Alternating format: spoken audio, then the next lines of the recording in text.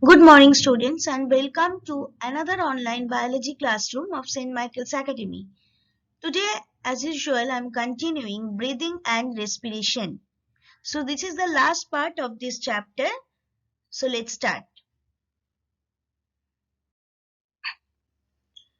What is respiratory volume and vital capacity? Lung volumes are also known as respiratory volumes. It refers to the volume of gas in the lungs at a given time during the respiratory cycle. Lung capacities are derived from a summation of different lung volumes. The average total lung capacity of an adult human male is about 6 liters of air. Now, four standard lung volumes, namely tidal or TV, inspiratory reserve or IRV, expiratory reserve or ERV, and residual volumes or RV are described in your literature. That means in your book you can see.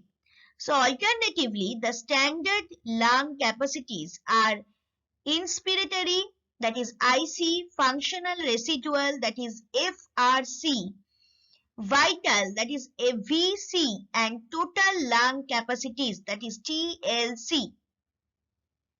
Then what is vital capacity? The vital capacity or VC measures the maximum amount of air that can be inhaled or exhaled during a respiratory cycle. It is the sum of the expiratory reserve volume, tidal volume, and the inspiratory reserve volume. The inspiratory capacity or IC is the amount of air that can be inhaled after the end of a normal expiration. In the diagram, you can see the inspiratory reserve volume, total lung capacity actually it has been seen. So it includes inspiratory reserve volume, tidal volume, expiratory reserve volume, and residual volume. And along with this, you can see in the same diagram vital capacity also.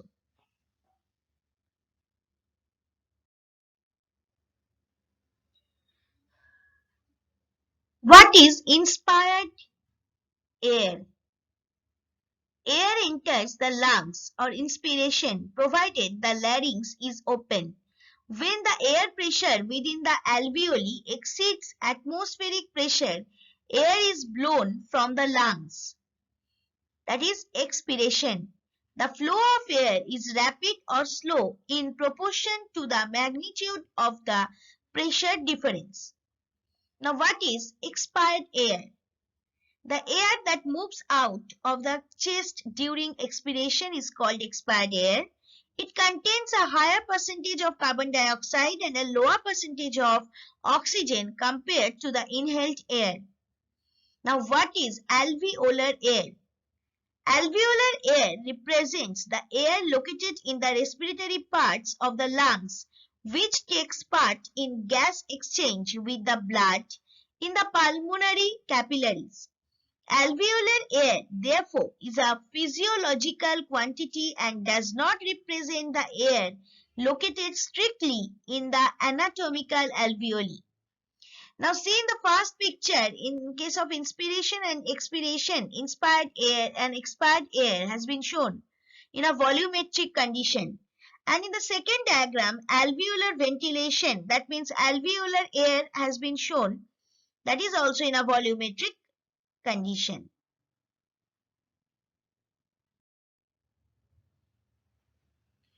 Now, what is dead space? Dead space in biology is the volume of a breath that does not participate in gaseous exchange. It is ventilation without perfusion. Physiologic or total dead space is the sum of anatomic dead space and alveolar dead space. See in the first diagram, abnormality, low perfusion results in alveolar dead space.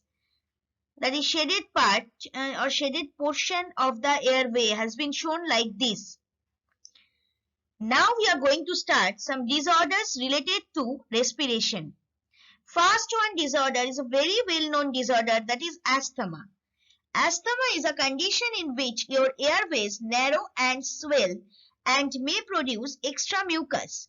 This can make breathing difficult and trigger coughing, a whistling sound, that is wheezing when you breathe out, and shortness of breath.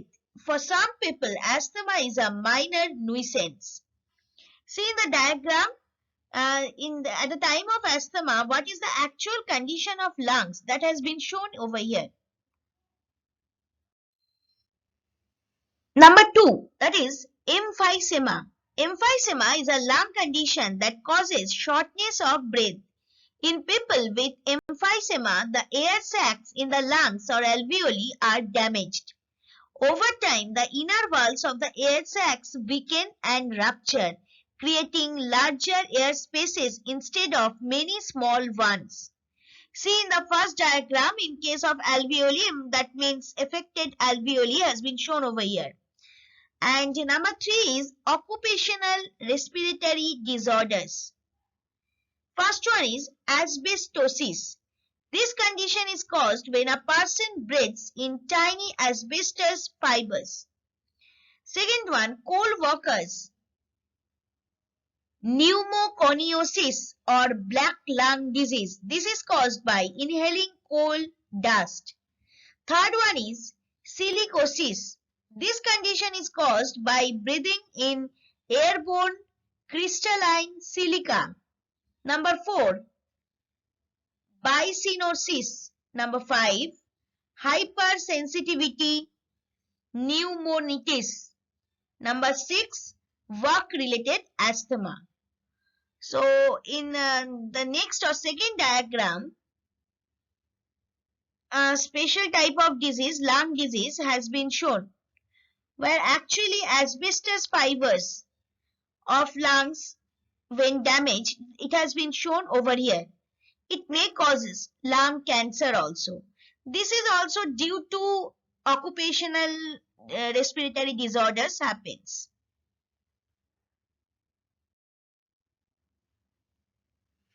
Now number 4 is tuberculosis. Tuberculosis or TB is a contagious infection that usually attacks your lungs. It can also spread to other parts of your body, like your brain and spine. A type of bacteria called Mycobacterium tuberculosis causes it. In the first diagram, Mycobacterium tuberculosis, that type of bacteria has been shown in the index of the picture. And the affected lungs also has been shown. Now number 5 is lung carcinoma. Lung carcinoma is the leading cause of cancer-related death worldwide. About 85% of cases are related to cigarette smoking. Symptoms can include cough, chest discomfort or pain, weight loss, and less commonly, hemoptysis. However, many patients present with metastatic disease with or without any clinical symptoms. So actually lung carcinoma is lung cancer. So I have shown in the next picture what is lung cancer actually. See here, one lung is completely affected by this.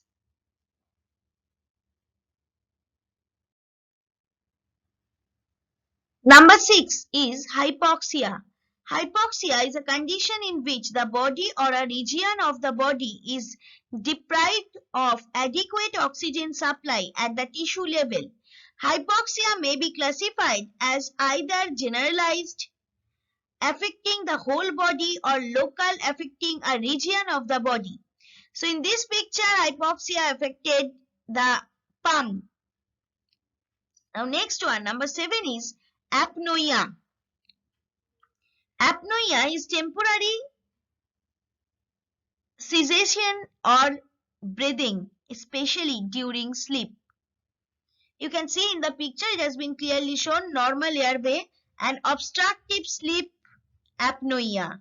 That time also that affected airway also has been shown. Now number 8 is hyperpnoea. Hyperpnoea in British English or US hyperpnea, an increase in the breathing rate or in the depth of breathing as after strenuous exercise. Number 9 is dyspnoea. Dyspnoea is difficult or labored breathing. In case of dyspnoea, actually what happens to the lung, a small picture, this picture is depicted about this dyspnoea.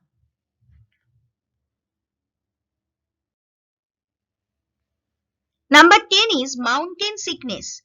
Altitude sickness, the mildest form being acute mountain sickness or AMS, is the negative health effect of high altitude caused by rapid exposure to low amounts of oxygen at high elevation. Symptoms may include headaches, vomiting, tiredness, trouble sleeping, and dizziness. Number 11 is asphyxia.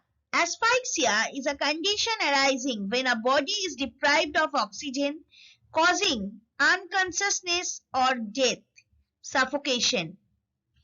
Stages of childbirth means from childhood, actually, if you have this disease, then you can see this diagram. Actually, at the time of childbirth, first two picture is normal childbirth, but second two, in case of second two pictures, generally this disease happens.